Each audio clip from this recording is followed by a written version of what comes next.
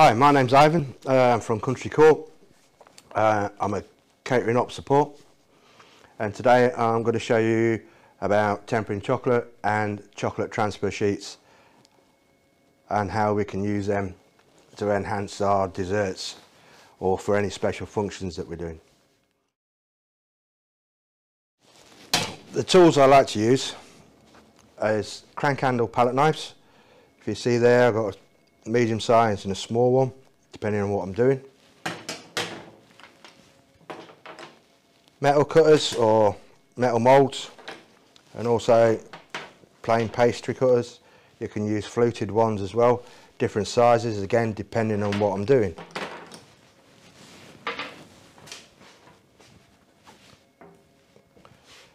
And as you notice on the bench, I've covered it with cling film.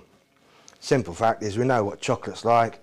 Once you start working, it's going to get all over the place, and it's a lot easier to clean down. And if you want to do some more work on top of your chocolate, then you just put another piece of cling film over the top, and it's not going to interfere with your chocolate transfer sheets or your acetate. So I've melted my chocolate. I've took it to 31 and a bit degrees, and we have that nice consistency, making sure there's no lumps in it, and obviously making sure that there's no water in your bowl that you're putting into the microwave. You need that dry, because if you have the water within the chocolate, it creates bubbles, and it doesn't look very good when you take off your transfers later. So I'm going to start with a collar to go around.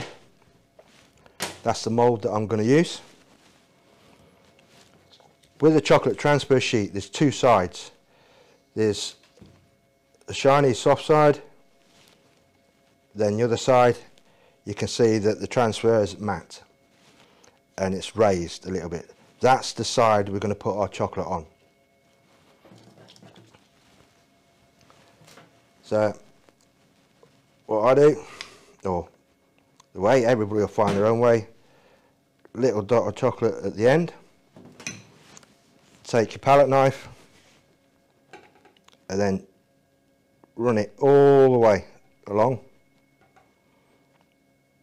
making sure you cover all the transfer.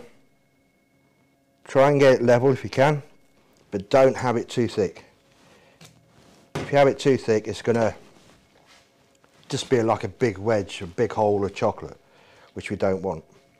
And then onto a tray with cling film. Take the chocolate, put the chocolate transfer sheet in, just gently wedge it in and push it out to the edges. Right, so how to make our own chocolate transfer sheets. Again, using the cocoa butter, the acetates. This one I've got gold because it works really well and comes up really nice with the dark chocolate. So get your cocoa butter, make sure you've got to warm it through so it's liquid, and then just dot it over the sheets. Then you can either swirl it with your finger, cocktail stick, or whatever, or piece of cling film into a nice little ball, and then just dab it around. And what you can also do is, with the different colours, do exactly the same but using white chocolate. So what we will do with that now is we'll put that into a fridge, because we need to let the cocoa butter set. Because if we put on the warm chocolate onto it now and we smooth the chocolate over, spread the chocolate over, all it's going to do is just wipe that gold colour off. So there we have, we've got it set. So we take our chocolate along the edge, taking the larger palette knife this time. Start from one end, if we can, and just take it all the way across.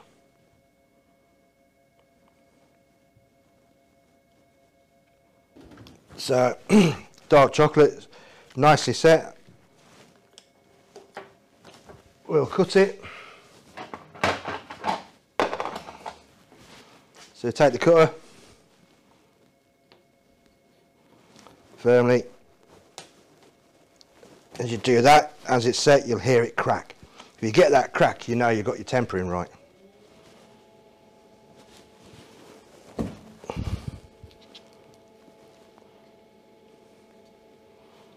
And as it comes out the cutter, there we go. We've got our gold sheen. And we've got the shine as well.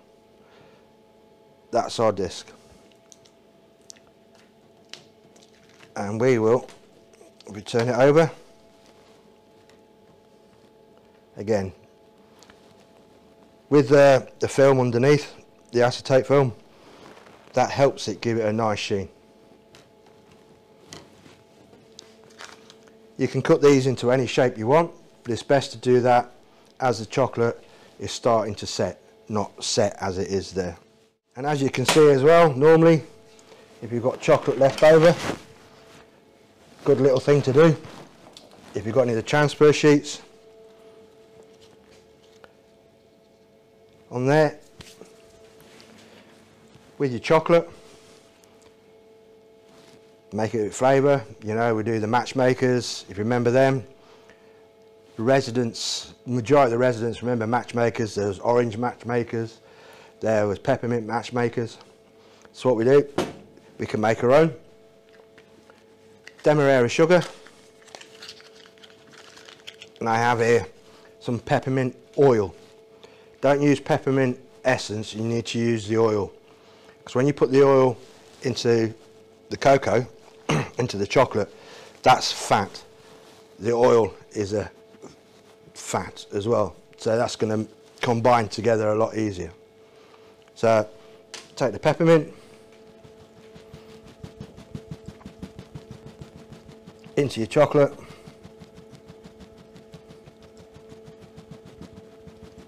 enough to get that flavour. Demerara sugar, again depending on how much chocolate you're going to use, how much demerara sugar you're going to use. Put that into the chocolate, quick mix together, because if remember matchmakers are always crunchy. And then all we're going to do there, little blob,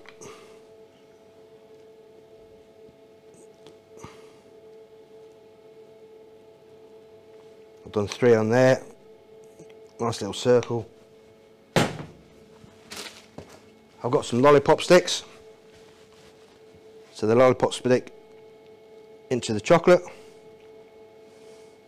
just give it a twist to sink it.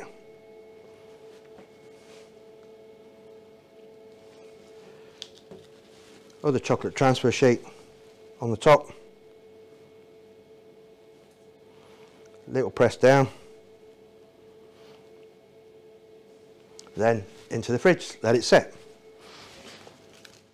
Right guys, well here's one that I did earlier. So just peeling off gently the transfer sheet. Don't handle the chocolate too much because we don't want it melting. And there we've got a nice ellipse shape, butterflies flying upwards, nice thin chocolate, and as you can see we've got the shine to it, which will give it the tempering, so when it break into it, it'll be a nice little crack. With that now, you can fill it with whatever you would like. And remember I showed you about the spare chocolate we had left over. We added some demerara sugar to it, we added the peppermint oil. If you can get orange oil as well, so you can make orange matchmakers, or as I've done here, lollipops, which would be great for resident activities, speaking to your wellbeing coordinators, your activities coordinators. And that's it guys, thank you very much.